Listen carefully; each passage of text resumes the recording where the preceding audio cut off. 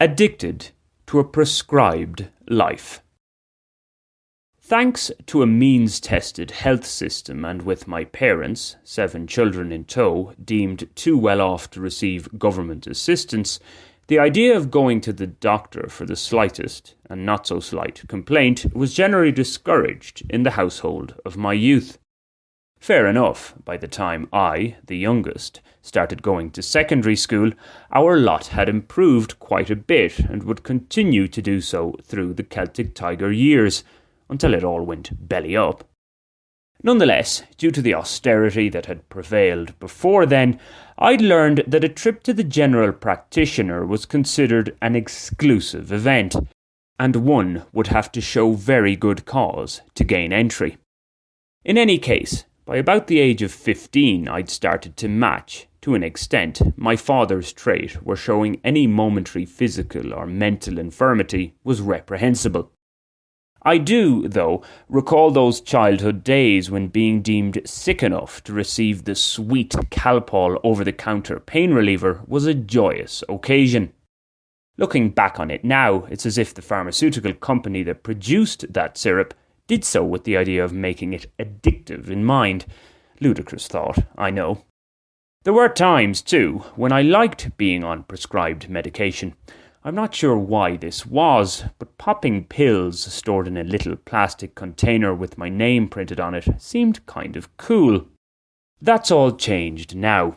For better or for worse, I do my best to avoid visiting the doctor or seeking pharmaceutical help.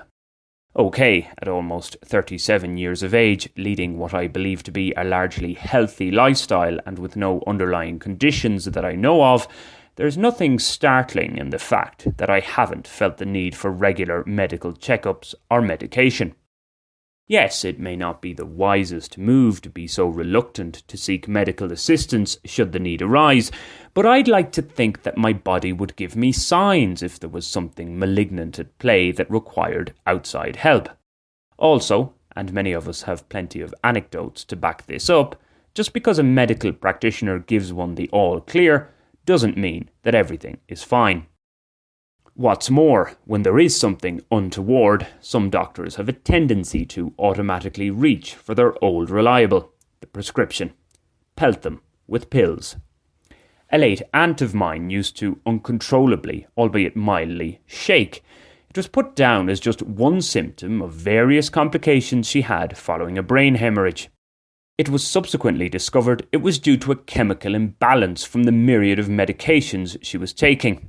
Little wonder. I recall her handbag being like a portable pharmacy. This is not to say that I'm against all modern medicine and medical procedures. One risks severely reducing one's life expectancy in taking such a stance. On that point, the argument could be made that my late sister would still be with us had she opted for chemotherapy to deal with her breast cancer rather than go an alternative route. We'll never know. If you're not fully in agreement with whatever treatment you receive, there is a possibility it won't work.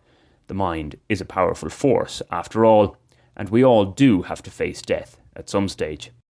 Then, of course, there are vaccines, perhaps the greatest medical discovery humankind has ever made. A vaccine's modus operandi, important to mention in these times, is to induce or increase an organism's natural immunity mechanisms. Without vaccines for certain potentially deadly diseases, the human body would simply be overwhelmed. One's organism could, in theory, fend off the likes of polio or yellow fever without the aid of a vaccine.